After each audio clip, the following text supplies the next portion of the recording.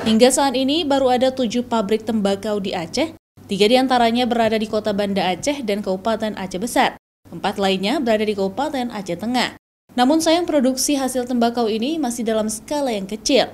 Pabrik hasil tembakau yang saat ini ada di Aceh terkendala pembiayaan.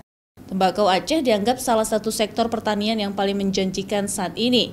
Setidaknya di kawasan Aceh Besar hingga Aceh Tengah, terdapat 25 jenis tembakau yang ditanam oleh masyarakat.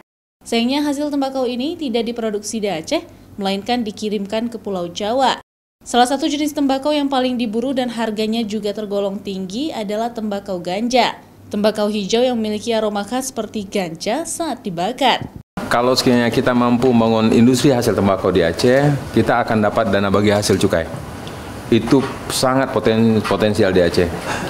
Kita punya lahan sangat luas, kita punya pekerja-pekerja yang bisa dipekerjakan di industri hasil tembakau kita. Dan kemudian kita punya keistimewaan karena rokok Aceh adalah rokok yang punya cita rasa khusus.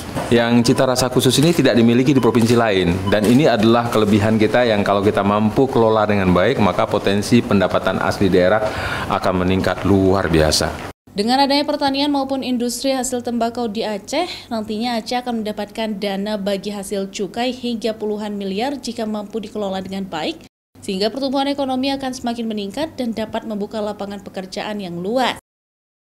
Syahril, Kompas TV, Banda Aceh.